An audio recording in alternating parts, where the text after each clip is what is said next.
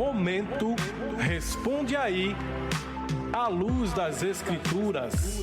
E o primeiro Responde Aí, à luz das Escrituras, do ano de 2022, vai tratar do tema: em um contexto de deseducação, de desconstrução, qual é a solução?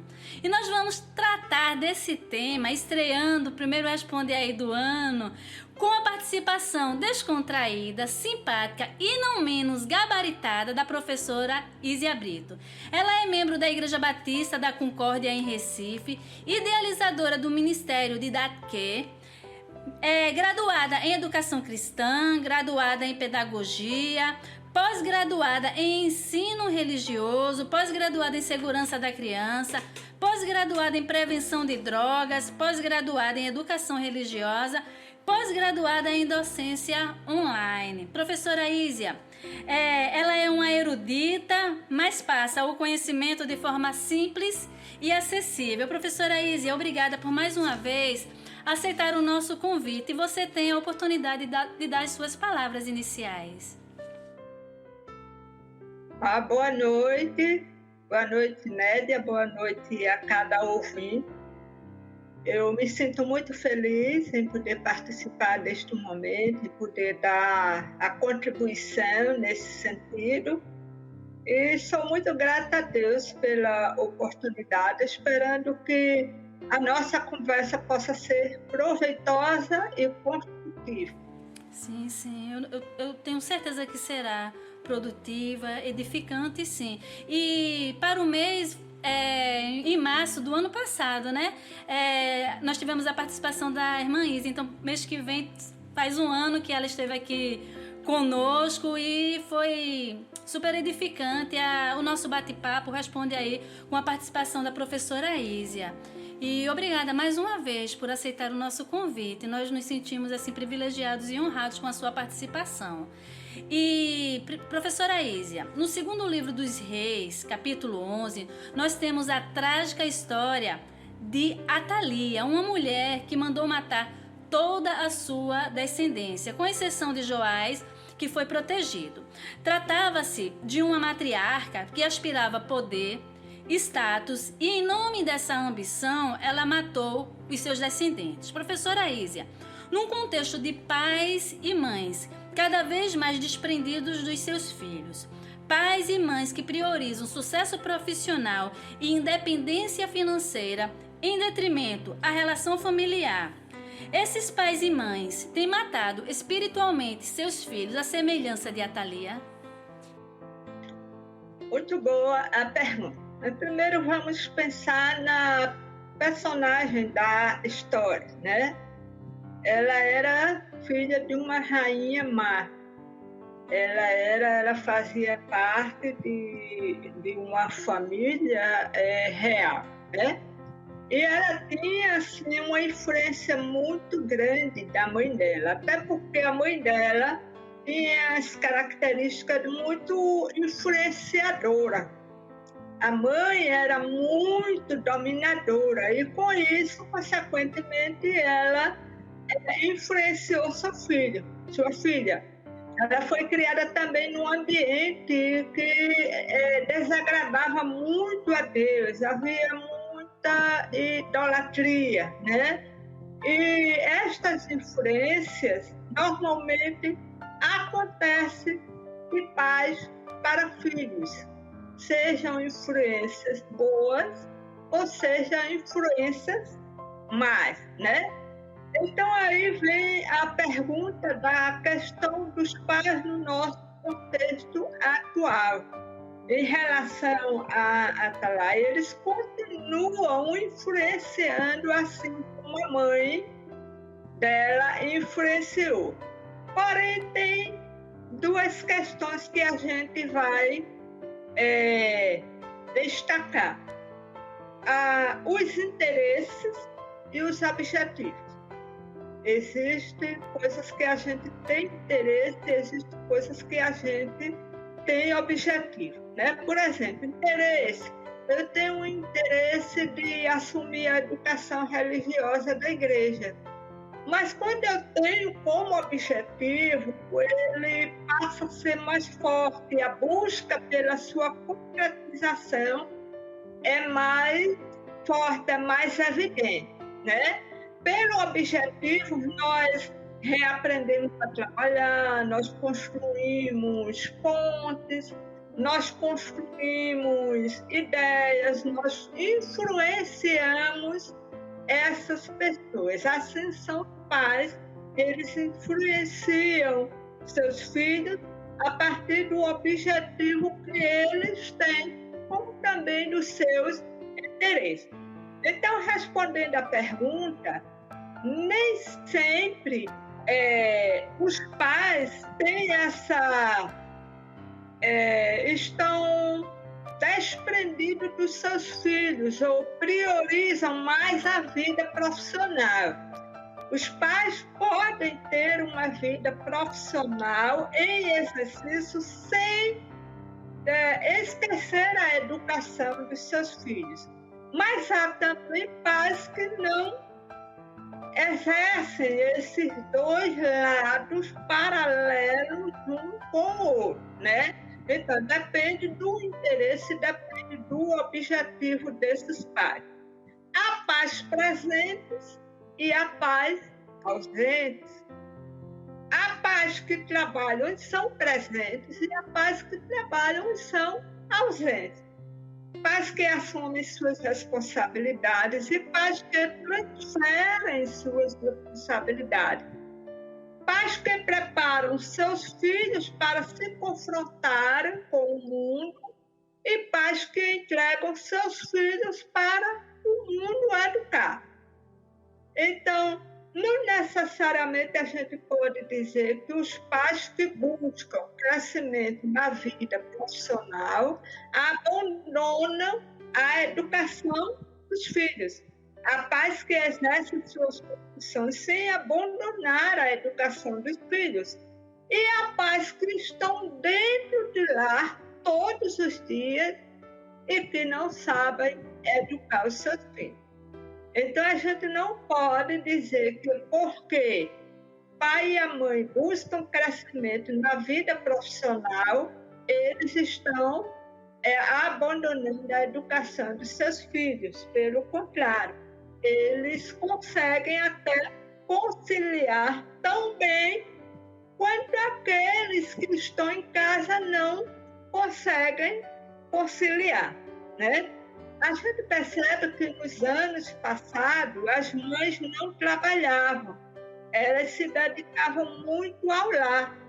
Aí você pode perguntar, mas na época que as mães estavam em casa, os filhos não eram mais educados? Pode ser, mas também pode não ser. Naquela época não existiam tantas influências negativas.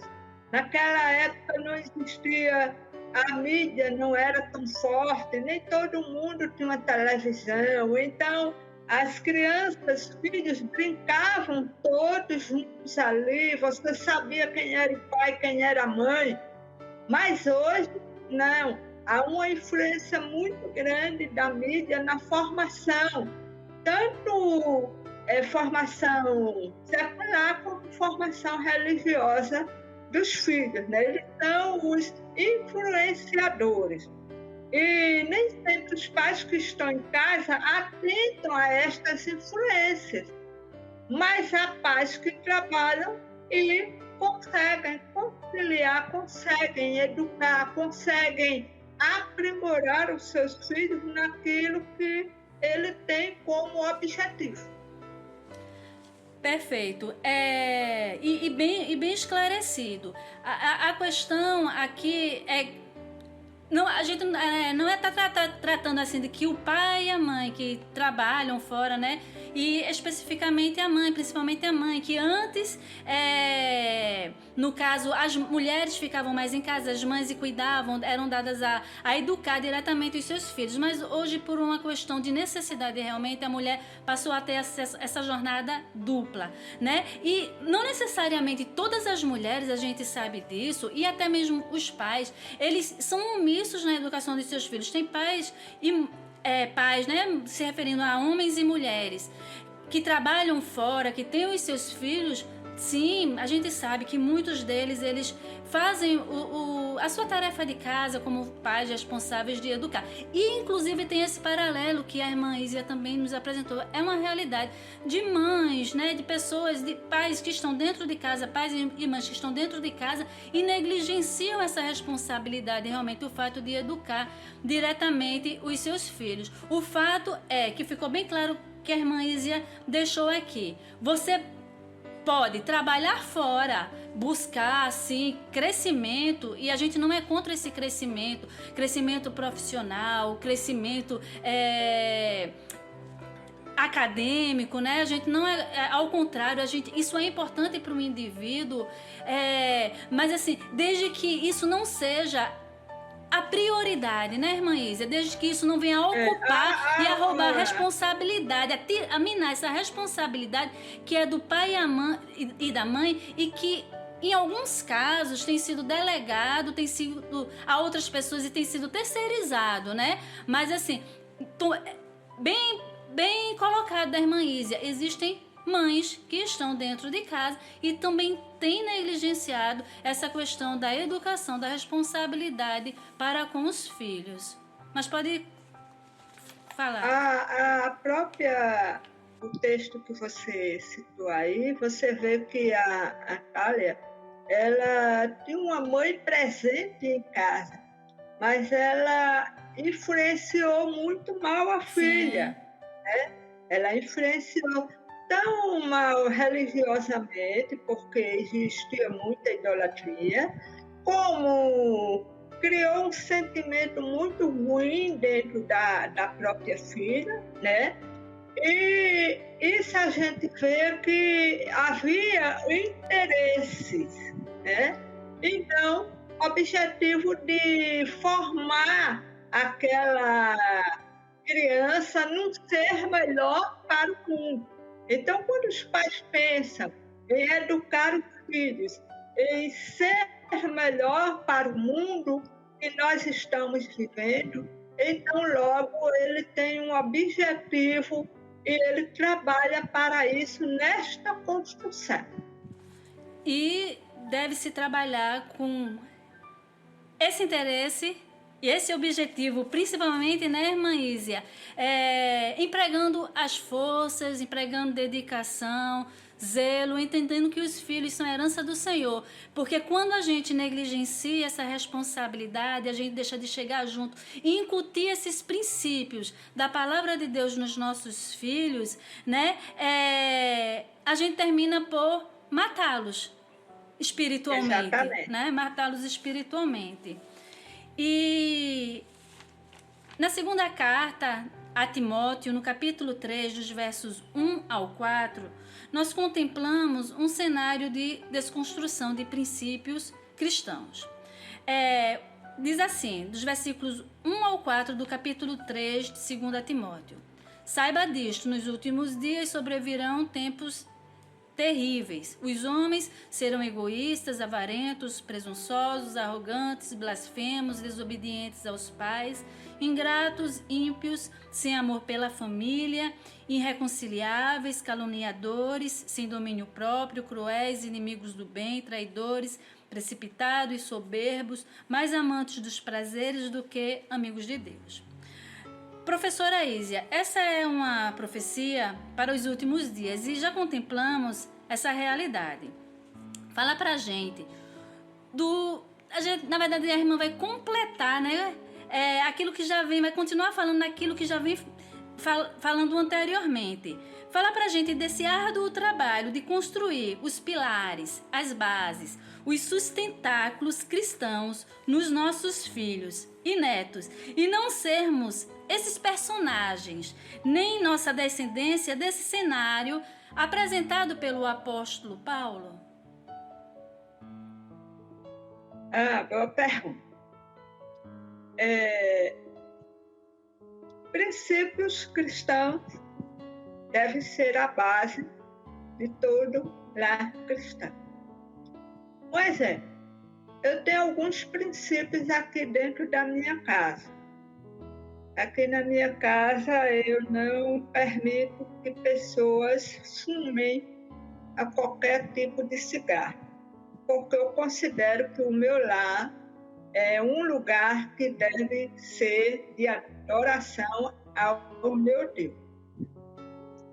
Então, é um princípio.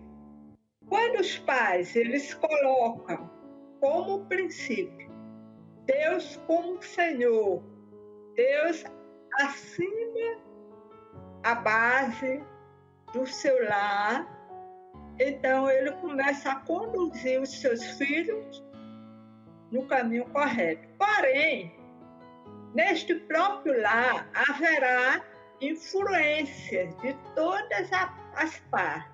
E o que a gente não tem como deixar ou como evitar essas influências. Virão influências de outras pessoas da família, virão influências de amigos, virão influências da mídia.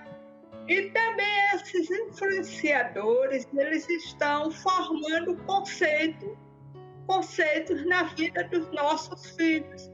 Eles estão trabalhando atitudes, eles estão trabalhando pensamentos, eles estão trabalhando forma de dar respostas. Aí entra a importância dos pais nesta formação, para que, conforme Paulo advertiu a Timóteo, eles não sejam homens, eles não sejam pessoas que desonrem, que desobedeçam a Deus, que sejam traidores, né? Que sejam pessoas envolvidas em prostituição, que sejam pessoas maléficas de modo geral, né? Então, a educação de base com princípios bíblicos, com princípios cristãos, sempre com um olhar de avaliação nas respostas que os filhos nos dão, é fundamental. Você pode ver também aí que o próprio texto ele serve como uma advertência, né? E toda advertência nos leva a ter uma proposta para que isso não afete a nossa vida. Então, ele está dizendo que nos últimos tempos vai ter homens avarentos, soberbos, desobedientes. Então, logo, como pais, precisamos ter proposta para que os nossos filhos, no futuro, respondam positivamente, à luz da palavra de Deus. Então, para isso, é preciso estar atento a essas influências que querem formar outros conceitos que estão fora dos princípios da palavra de Deus, né? E eu possa também advertir os meus filhos. Também eu devo buscar referenciais como base para o nosso crescimento, ou pais como referenciais para os filhos são fundamentais, né? Quando o filho olha para um pai ou uma mãe e diz, eu tenho esta pessoa como referencial para a minha vida, então ele tem mais probabilidade de caminhar nos caminhos de Deus. Eu tive um pai, claro, assim tive um pai, mas eu não lembro do meu pai. Eu perdi meu pai quando eu tinha 2 anos e 8 meses. Eu era muito pequena, eu não tenho lembrança. Mas o referencial que meu pai deixou para outras pessoas também me alcançou, mesmo eu não lembrando da pessoa do meu pai. Só o referencial que ele foi para a igreja, que ele pastoreou, para as pessoas que conviveu com ele, também serviu para mim, bem como o referencial da minha mãe. E isto eu construí conceitos e nunca me afastei do Evangelho. Aí, em Provérbios 22:6, né? Ensina e até quando envelhecer não se desviará dele. Então, visando esse texto de Paulo e querendo que a minha geração não faça parte do que está escrito neste versículo, eu preciso o quê? Ensinar no caminho em que deve andar. Eu preciso ser referencial, eu preciso ser um influenciador desta criança para que no futuro ela possa seguir este caminho, para que ela possa ser referencial numa sociedade corrupta, numa sociedade enganadora, numa sociedade desobediente a Deus. O cenário apresentado pelo apóstolo Paulo, de fato, é um cenário sombrio, né? De pessoas egoístas, avarentas, presunçosas, arrogantes, blasfemas, desobedientes à paz, ingratas, ímpias, sem amor pela família, pessoas caluniadoras, sem domínio próprio, cruéis, inimigas do bem, pessoas traidoras, soberbas, mais amantes dos prazeres do que amigas de Deus. É um cenário assim caótico. E o que é interessante é que o apóstolo Paulo ele faz um contraponto nesse mesmo texto, continua no capítulo 3, mostrando que o cristão, a pessoa que é piedosa, o cristão piedoso, ele vai padecer, ele vai sofrer, não é uma caminhada fácil, né, irmã Ísia? E é interessante que ele mostra, apresenta a Timóteo, como a irmã disse, que é um texto que vem advertendo, né? É uma advertência, na verdade, a Timóteo, mas mostrando também nos apresenta que o Timóteo, ele tinha essa base que você está falando.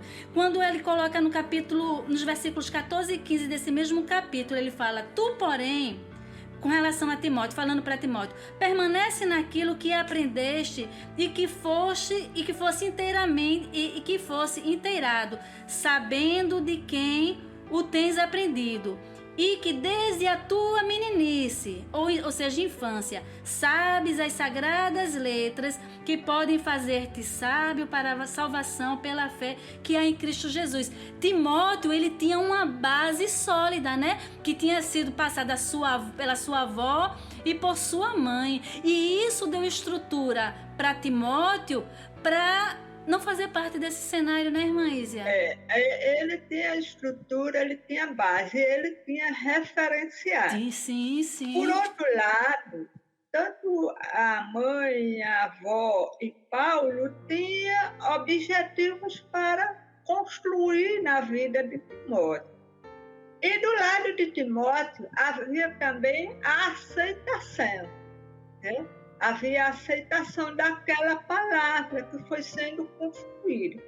Se a gente pegar bem esse texto de Timóteo e trazer para os dias de hoje, a gente pode dizer que nos últimos tempos vai ter pessoas que copiam, usam o plágio para dizer que é seu, roubam, pessoas que conduzem a prostituição ao sexo livre, e tudo isso dentro de um próprio contexto é desobediência não só à pais e à mãe, mas principalmente a Deus, né? Então, quando a gente constrói este conceito, esse princípio na vida do filho, logo ele vai internalizar. É aquela história do prefixo da educação, né? Ele vai internalizando estes conceitos, ele vai aceitando e ele vai colocando em prática na sua vida, e ele vai rejeitando aquelas propostas que não estão deste padrão do qual ele foi educado. Hoje há um bombardeio, né, da mídia, pela internet, para com as nossas crianças, adolescentes, jovens, de má influência. Como você ressaltou bem assim anteriormente, falando que a gente tem que tomar cuidado com a questão da influência, que formam outros conceitos, né, outros princípios, outros valores, outras condutas contrárias à escritura. Então, pai e mãe tem que entender que deve influenciar ensinando verbalmente, ensinando com a vida, porque é interessante um versículo nesse mesmo capítulo 3 que fala de pessoas, né, que aprendem acerca da palavra e nunca podem chegar ao conhecimento da verdade. E é interessante que aqui as pessoas aprendem, mas aí também entra uma palavra-chave que você falou que me chamou a atenção, que foi aceitação. Depende da aceitação. Né? Algo forte aí é não só falar, mas ser o exemplo. Sim, sim. Né? O filho, ele observa muito. Sim. Então, como diz aquele ditado, faça o que eu mando, mas não faça o que eu faço. Isso aí não funciona. Uhum. Então, quando o filho percebe que aquilo que você fala é aquilo que você pratica, então é muito mais fácil dele aprender.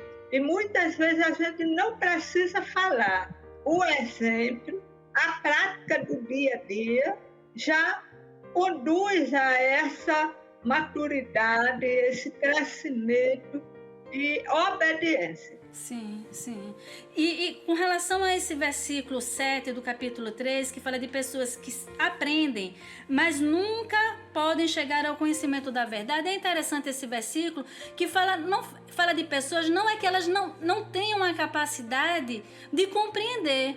Não, na verdade, elas não têm a aceitação realmente desse aprendizado. E aí elas não chegam à verdade através dos princípios, dos valores e da própria postura do que elas foram ensinadas. Então, deve haver também essa aceitação, né, por parte de daquele para quem a gente está ensinando, né, isso?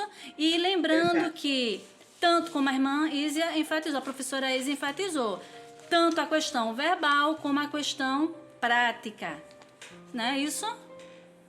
Exato. O filósofo e professor Luiz Felipe Pondé, no seu livro Saudades de Deus e Outros Textos, livro esse composto por textos de algumas colunas publicadas na Folha de São Paulo, no texto intitulado Modas, ele diz o seguinte: o ensino é uma das áreas que mais sofre com modas e reflexão barata.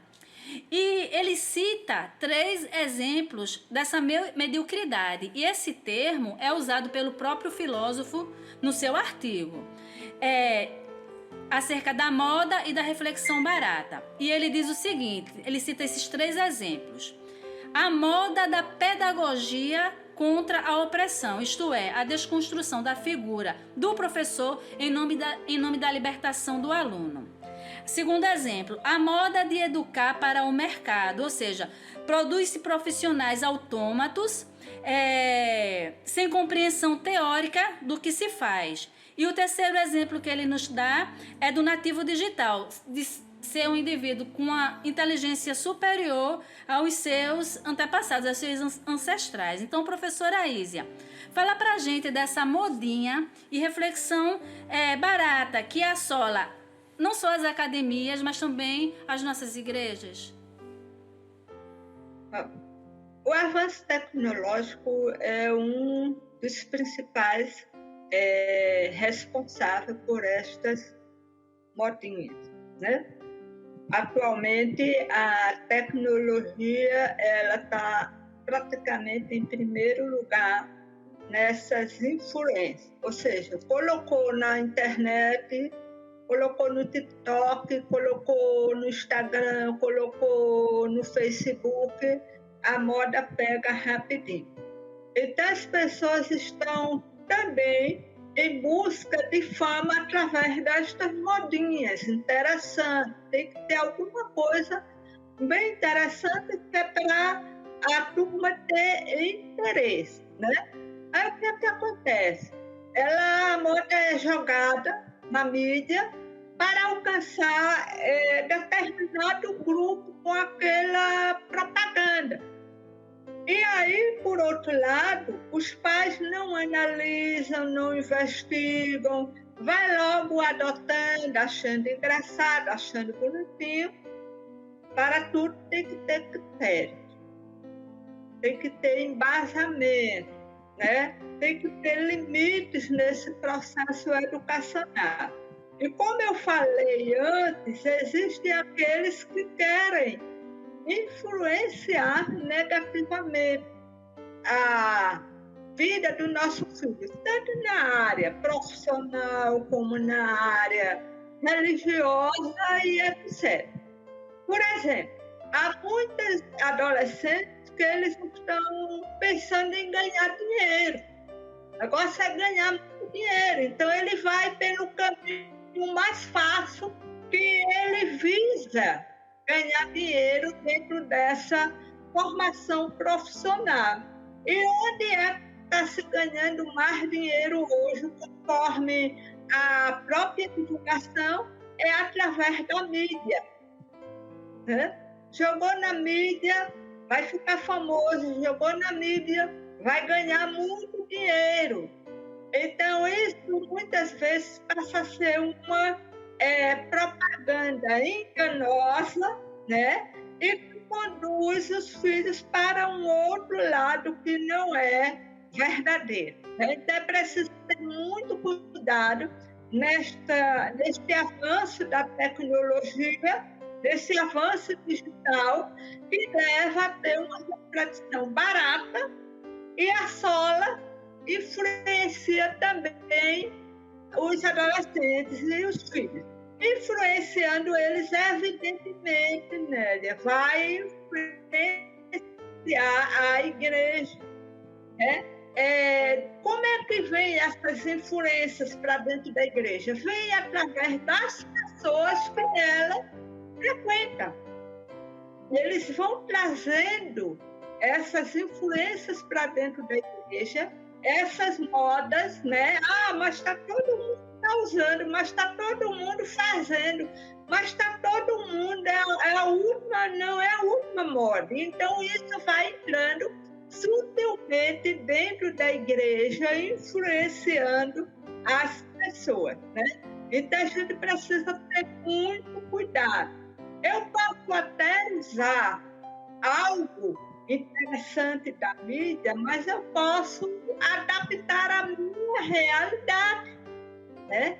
Como foi o que aconteceu nessa pandemia. Nós tivemos que fazer uma adaptação, sair das quatro paredes e ir para uma sala virtual. Foi a forma do momento. Mas isso não quer dizer que a gente vai ter que passar o resto da vida através da internet. Nós vamos voltar. E essas pessoas vão voltar influenciadas. Então, é preciso analisar, é preciso observar criteriosamente o que é que vai vir para o meu contexto dentro da igreja e selecionar cada coisa, vendo se ele é compatível àqueles princípios que eu estou ensinando, que são, evidentemente, os princípios bíblicos, né? É interessante que a irmã Ísia, ela conduziu a questão para a questão da tecnologia como o grande mestre do momento, não é isso? E falando da tecnologia como aquela que ensina, que instrui, ela é uma grande influenciadora, isso aí é fato. E também você destacou a questão de que essa tecnologia tem formado indivíduos manipulados, né? Que não pensam, não refletem, são autômatos e produzem cópias. Fazem aquilo que todo mundo faz. Né? São condicionados, exato. Sem nenhuma reflexão. Né? Praticamente sem nenhuma reflexão. E também, isso não é ser toda essa influência da mídia e essa receptividade da mídia tecnológica, né, da internet, isso não é ser inteligente, isso não é ser mais inteligente, né, professora Ísia? Melhor, isso não é nada inteligente. Mas depende, viu? Depende muito. Por exemplo, eu aprendi muito esse tempo que nós passamos agora. mas também eu vi que muitas coisas não estavam sendo úteis, eu descartei, entendeu? É preciso ensinar aos filhos como selecionar aquilo que é compatível, que vai trazer um benefício para mim. Uma coisa é eu ficar navegando na internet, olhando a vida de A, a vida de B, e outra coisa é eu buscar aquilo que vai construir algo novo para mim. São dois pontos diferentes, né? Então, se eu estou permitindo que a mídia me condicione, me manipule, é uma coisa. E se eu estou utilizando a mídia para o meu crescimento, é outra coisa. Sim, quando Então, a gente... eu preciso educar, ensinar o filho em como fazer. Quando eu mencionei a questão de não ser nada inteligente, foi com relação a essa questão de se permitir ser manipulado, condicionado todo instante. Mas a gente sabe, sim, a gente está aqui fazendo uso da tecnologia, né? E nós estamos fazendo isso de uma forma inteligente, de uma forma que venha edificar, que venha instruir, né? Existe esse lado, sim. Agora, a questão do ser nada inteligente nessa receptividade da tecnologia, no sentido de se deixar ser manipulado, ser condicionado e fazer as coisas sem reflexão, sem refletir, sem entender o que está fazendo. Simplesmente porque todo mundo está fazendo, eu vou fazer também, né? Exatamente. Nesse sentido. E a professora Ísia, eu vi um texto dela na internet, olha aí, o bom uso da internet agora, que tem por título Minhas Professoras de EBD Infantil, e o texto me chamou a atenção, e o texto diz assim: minhas professoras de EBD Infantil, da EBD Infantil, usavam Bíblia a aula toda, se vestiam decentemente, nunca se vestiam de palhaço ou paquita para prender a nossa atenção, recreação era outro momento. Nunca usavam recursos impróprios ou fora do contexto da lição. Cantavam músicas dentro do contexto bíblico. Ornamentavam a sala conforme o tema da aula ou do trimestre. Mantinham a disciplina e respeito em sala de aula, sem prometer brinde para quem ficasse comportado. E deixaram marcas inesquecíveis em nossas vidas e lições que firmaram nossos passos no caminho do Senhor. Parabéns pelo texto, irmã Ísia. Professora Ísia, fala pra gente da importância de priorizar o conteúdo e deixar os resultados por encargo do Espírito Santo, ao invés de buscar um resultado a todo custo, fazer uso de estratégias ilegais, ilegítimas, espúrias. Muito bem. Nesse texto, eu me referia à minha professora Isaura. Ela foi minha professora quando eu tinha 5 aninhos de idade.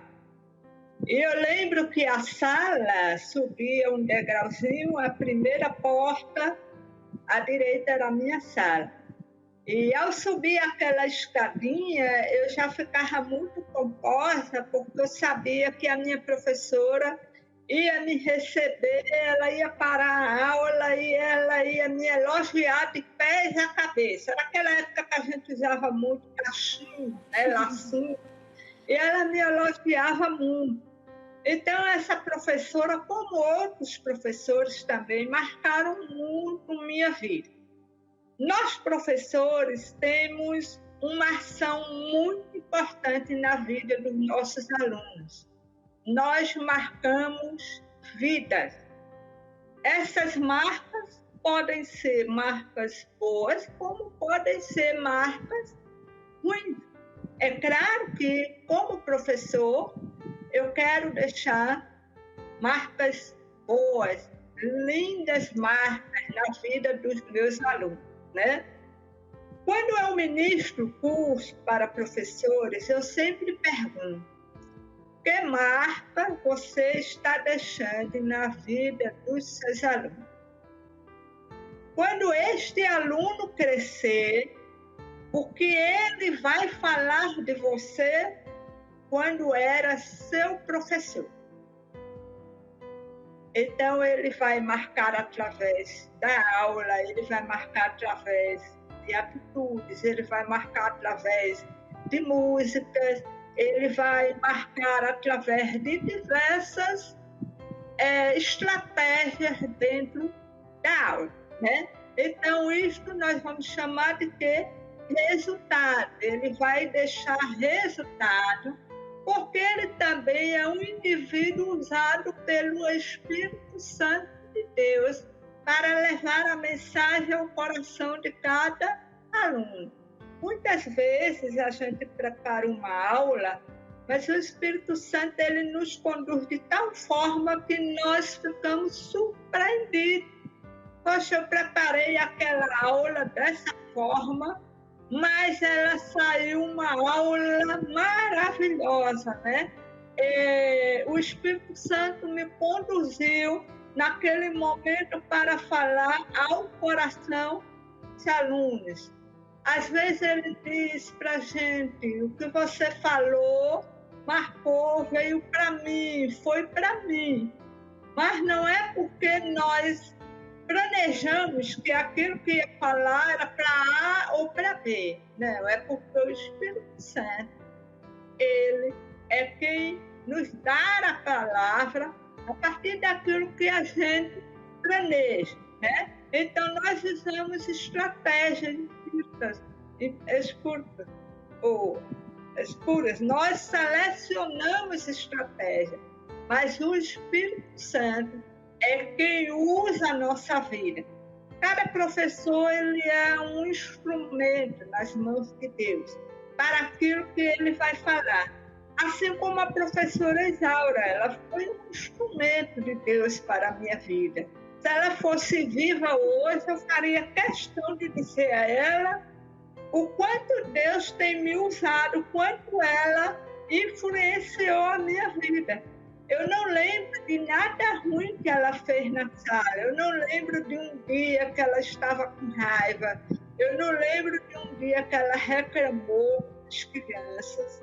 Pelo contrário, eu só lembro de bons momentos. Então, nós, professores, precisamos proporcionar este ambiente através da direção do Espírito Santo na nossa vida e influenciar nossos alunos a ter uma comunhão profunda com o nosso Deus, né? E por mais que venham os influenciadores, ele vai dizer, não, eu aprendi assim. Eu creio que a Bíblia é a verdade. Eu não vou me desviar deste caminho. E 1000 cairão do meu lado direito, 10.000 cairão do meu lado esquerdo. Mas eu nunca serei atendido quando eu estiver no centro da vontade de Deus. Quando a gente fala de estratégias, né, ilegais, espúrias, ilegítimas, na busca por resultados tão somente numéricos, a gente está falando de pessoas que infelizmente, assim, professores, né, de escola bíblica, que infelizmente, assim, não priorizam a Bíblia, a aula toda, porque uma coisa que me chamou a atenção é que usavam a Bíblia a aula toda num EBD infantil, né? Então, assim, a Bíblia era o instrumento central da escola bíblica, né? Também elas não precisavam se vestir de forma caricata para chamar a atenção. O conteúdo bíblico era quem chamava a atenção das crianças. Os recursos eram apropriados e a disciplina e o respeito era mantido em sala de aula sem barganha, sem negociata, sem dizer assim, você tem que se comportar, senão você não vai ganhar tal coisa, se você não se comportar, você não vai lanchar. Não, havia o respeito e a disciplina por conta, eu acredito, da autoridade que a professora tinha em sala de aula, né? existe uma coisa, é que as pessoas, os professores hoje, eles querem prender a atenção do aluno. Eles não querem motivar o aluno, despertar o interesse do aluno para aprender. É diferente. A função do professor é motivar o aluno, é despertar o interesse. E ele vai usar essas estratégias, né, com base naquilo que a Bíblia ensina, para motivar o aluno o interesse de aprender e de praticar. Então, o professor, quando ele tem preparo, quando ele tem essa consciência, aí ele não precisa dessas estratégias para prender a atenção. Ele sabe utilizar as estratégias mais simples possíveis para conduzir o aprendizado. Por exemplo, eu lembro muito bem de uma aula da professora Isaura, que ela se vestiu da mulher corcunda. E ela colocou o pano na cabeça, pegou um pau e ensinou aquela história. E até hoje é a história que eu mais gosto. Eu tenho na minha mente a imagem viva daquele momento. Ela usou a estratégia da dramatização para aquela aula e ficou fixado na minha mente. Então, o professor, ele sabe como selecionar essa estratégia de tal forma que o aluno seja motivado, que o aluno aprenda e que o aluno tenha o interesse de aprender mais. Ela era uma influenciadora, ela era uma pessoa motivacional para o aluno. A forma como ela ensinava era motivacional para a gente sentir o interesse, o desejo de aprender. E muitas vezes, professores pulam, faz isso, faz brincadeira, dá brinde, e o aluno sai da classe não interessado em aprender, mas interessado naquilo que ele vai ganhar. A criatividade, né, professora Isa, ela não é descartada. A criatividade ela é válida, ainda mais com recursos e estratégias legítimas, né, adequadas, bíblicas, né, que realmente tem a ver com o conteúdo bíblico que está sendo ensinado. E uma coisa que me chamou a atenção na sua fala é que preparar a aula tem que ser na condução do Espírito Santo.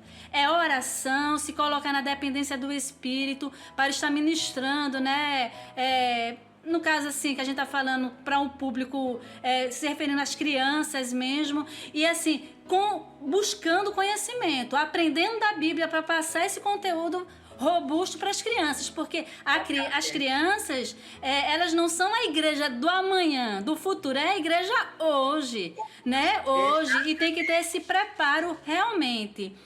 E então a gente pode finalizar da seguinte forma, concluindo o que a professora Aísia fala. Em um contexto de deseducação e desconstrução, qual é a solução? Bíblia na condução, né, professora Aísia? Exatamente. Se eu quero construir, eu preciso saber para onde eu vou levar. Do contrário, ele vai desconstruir, né? Esse prefixo 10 significa decadência, significa desfazer. Então, se eu não faço, eu posso estar desfazendo, eu posso estar desconstruindo, né? E quando a gente está construindo, a gente vai acompanhando o crescimento, sabendo aonde quer chegar.